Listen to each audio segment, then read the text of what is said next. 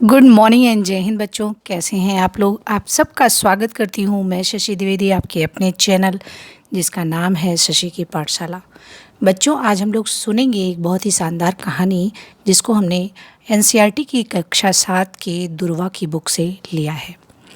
तो और कहानी का शीर्षक है सबसे सुंदर लड़की, और इस कहानी को लिखा है विष्णु प्रभाकर जी ने। तो बच्चों, सुनते ही इस कहानी को। सबसे सुंदर लड़की। समुद्र के किनारे एक गांव था। उसमें एक कलाकार रहता था। वह दिन भर समुद्र की लहरों से खेलता रहता, जाल डालता और सीपियां बटोरता। रंग बिरंगी कौड़ियाँ, नाना रूप के सुंदर सुंदर शंख, चित्र विचित्र पत्थर, न जाने क्या क्या समुद्र जाल में भर देता। उनसे वह तरह तरह के खिलौने, तरह तरह की मालाएं तैयार करता और पास के बड़े नगर में बेच आता। उसका एक बेटा था, नाम था उसका हर्ष। उम्र अभी 11 की भी नहीं थी, पर समुद्र की लहरों में ऐसे घुस जाता जैसे तालाब में बत्तख। एक बार ऐसा हुआ कि कलाकार के एक रिश्तेदार का मित्र कुछ दिन के लिए वहाँ छुट्टी मनाने आया। उसके साथ उसकी बेटी मंजरी भी थी। होगी कोई 9-10 साल की, पर थी बहुत सुंदर, बिल्कुल गुड़िया जैसी। हर्ष बड़े गर्व के साथ उसका हाथ पकड़कर उसे लहरों के पास ले जाता। एक दिन मंजरी ने चिल्लाकर कहा, तुम्हें डर नहीं लगता? हर्ष ने जवाब दिया, डर क्यों लगेगा, लहरें तो हमारे साथ खेलने आती हैं। और तभी एक बहुत बड़ी लहर दौड़ाती हुई हर्ष की ओर आई, जैसे उसे निगल जाएगी। मंजरी चीख उठी, पर हर्ष तो उछलकर लहर पर सवार हो गया और किनारे पर आ गया। मंजरी डरती थी, पर मन ही मन वह यह भी चाहती थी कि वह भी समुद्र की लहरों पर तैर सके। उसे यह तब और भी ज़रूरी लगता था जब वह वहाँ की दूसरी लड़कियों को ऐसा करते देखती, विशेषकर कनक को, जो हर्ष के साथ हाथ में हाथ डालकर तूफानी लहरों पर दूर निकल जाती। वह बेचारी थी बड़ी गरीब। पिता एक दिन नाव लेकर गए तो लौटे ही नहीं। माँ मछलियाँ पकड़कर किसी तरह 2 बच्चों को पालती थी। कनक छोटे छोटे शंखों की मालाएं बनाकर बेचती। मंजरी को वह लड़की जरा भी नहीं भाती। हर्ष के साथ उसकी दोस्ती तो उसे कतई पसंद नहीं थी। एक दिन हर्ष ने देखा कि कई दिन से उसके पिता एक सुंदर सा खिलौना बनाने में लगे हैं। वह एक पक्षी था जो रंग बिरंगी सीपियों से बना था। वह देर तक देखता रहा, फिर पूछा, बाबा ये किसके लिए बनाया है? कलाकार ने उत्तर दिया, यह सबसे सुंदर लड़की के लिए है। मंजरी सुंदर है ना? 2 दिन बाद उसका जन्मदिन है। उस दिन तुम इस पक्षी को उसे दे देना। हर्ष की खुशी का पार नहीं था। बोला, हाँ हाँ बाबा, मैं पक्षी मंजरी को दूंगा। और वह दौड़कर मंजरी के पास गया, उसे समुद्र किनारे ले गया और बातें करने लगा। फिर बोला, 2 दिन बाद तुम्हारा जन्मदिन है ना? हाँ, पर तुम्हें किसने बताया? बाबा ने। हाँ, उस दिन तुम क्या करोगी? सवेरे उठकर नहा धोकर सबको प्रणाम करूंगी। घर पर तो सहेलियों को दावत देती हूँ, वे नाचती गाती हैं।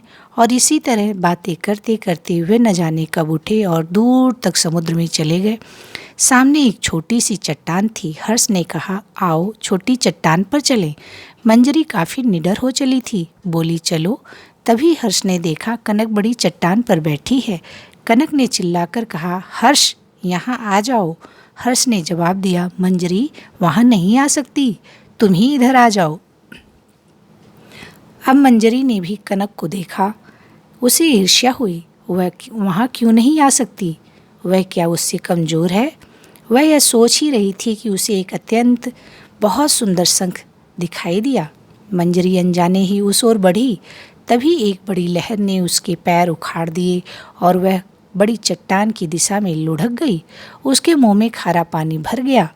उसे होश न रहा। यह सब आनन फानन में हो गया। हर्ष ने देखा और चिल्लाता हुआ वह उधर बढ़ा। तभी एक और लहर आई और उसने उसे मंजरी से दूर कर दिया। अब निश्चित था कि मंजरी बड़ी चट्टान से टकरा जाएगी, परंतु उसी क्षण कनक उस क्रुद्ध लहर और मंजरी के बीच कूद पड़ी, उसे हाथों में थाम लिया। दूसरे ही क्षण तीनों छोटी चट्टान पर थे। कुछ देर हर्ष और कनक ने मिलकर मंजरी को लिटाया, छाती मली, पानी बाहर निकाला गया। उसने देखा, आंखें खोलकर देखा, उसे जरा भी चोट नहीं लगी थी, पर वह बार बार कनक को देख रही थी। अपने जन्मदिन की पार्टी के अवसर पर वह बिल्कुल ठीक थी। उसने सब बच्चों को दावत पर बुलाया। सभी उसके लिए कुछ न कुछ लेकर आए थे। सबसे अंत में कलाकार की बारी आई। उसने कहा, मैंने सबसे सुंदर लड़की के लिए सबसे सुंदर खिलौना बनाया है। आप जानते हैं वह लड़की कौन है? वह है मंजरी। सबने खुशी से तालियां बजाई। हर्ष अपनी जगह से उठा और बड़े प्यार से वह सुंदर खिलौना उसने मंजरी के हाथों में थमा दिया। मंजरी बार बार उस खिलौने को देखती और खुश होती। तभी क्या हुआ, मंजरी अपनी जगह से उठी। उसके हाथ में वही सुंदर पक्षी था। वह धीरे धीरे वहां आई जहां कनक बैठी थी। उसने बड़े स्नेह भरे स्वर में उससे कहा, यह पक्षी तुम्हारा है, सबसे सुंदर लड़की तुम ही हो। और एक क्षण तक सभी अचरज से दोनों को देखते रहे। फिर जब समझे तो सभी ने मंजरी की खूब प्रशंसा की। कनक अपनी प्यारी प्यारी आँखों से बस मंजरी को देखे जा रही थी और दूर समुद्र में लहरें चिल्ला चिल्ला कर उन्हें बधाई दे रही थीं। तो बच्चों, ये कहानी थी विष्णु प्रभाकर जी की सबसे सुंदर लड़की। तो आपको समझ में आया कि सबसे सुंदर कौन है? बच्चों, इस पाठ से संबंधित जरा प्रश्नों के उत्तर दीजिए। हर्ष और कनक छोटे होने पर भी समुद्र की लहरों में कैसे तैर सकते थे? हर्ष का पिता क्या काम करता था? कनक छोटी छोटी शंखों की मालाएं बनाकर क्यों बेचती थी? मंजरी को कनक क्यों नहीं भाती थी? मंजरी ने कनक को अपना खिलौना क्यों दे दिया? बच्चों, आप जानते हैं आपका जन्मदिन कब मनाया जाता है और आपके जन्मदिन पर कौन कौन से दोस्त आते हैं? और बताइए, समुद्र में कौन कौन सी चीज़ें पाई जाती हैं? बच्चों, ये कहानी है सुंदर लड़की की, लेकिन सुंदर कौन होता है? देखिए, मंजरी कनक को पसंद नहीं करती थी। वह उससे जलती थी क्योंकि उसको तैरना आता था। वह हर्ष के साथ खेलती थी। लेकिन क्या हमें किसी के गुण की वजह से, किसी की अच्छाई की वजह से उससे जलना चाहिए? हमें सीखने का प्रयास करना चाहिए, प्रयत्न करना चाहिए। हर किसी में अलग अलग गुण होते हैं, अलग अलग अच्छाइयाँ होती हैं। हमें किसी दूसरे की अच्छाई से जलना नहीं चाहिए। हमें प्रयास करना चाहिए, अपने ऊपर कार्य करना चाहिए, हमें स्वयं सीखना चाहिए। लेकिन अगर हम किसी चीज़ को नहीं भी सीख पाते हैं, नहीं भी पाते हैं, तो हमें जलना नहीं चाहिए। हमें कुछ और करना चाहिए। इस दुनिया में बहुत सी चीज़ें हैं जो की जा सकती हैं। इसलिए किसी के लिए किसी से भी कभी भी ना तो जलना चाहिए, ना तो ईर्ष्या करना चाहिए। यह हमारे अंदर एक बहुत ही दुर्गुण होता है और सब में होता है। जब ऐसी भावनाएं उत्पन्न होती हैं तो हमें इसको दबाना चाहिए और अच्छी विचारधारा जो आए उसको आगे बढ़ाना चाहिए। इसलिए हमें देखो, मंजरी जलती थी, लेकिन मंजरी की जान कौन बचाया? कनक ने बचाई। कनक ने अपनी जान की परवाह किए बिना ही मंजरी की जान बचाई। तो सबसे सुंदर कौन हुआ? सुंदर वह नहीं जिसका रूप रंग और नाक नक्श अच्छे हैं। सुंदर वो है जो मन से अच्छा है, जो दूसरों की सहायता करता है।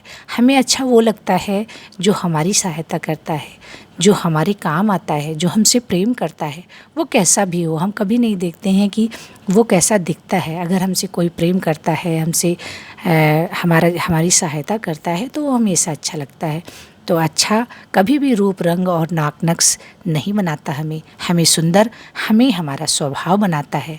तो हम अपने स्वभाव पर काम करें, अपने गुणों का विकास करें और फिर मिलेंगे हम लोग किसी नई कहानी के साथ। तब तक आप लोग हंसते रहिए, मुस्कुराते रहिए। जय Hind, bye bye, thank you.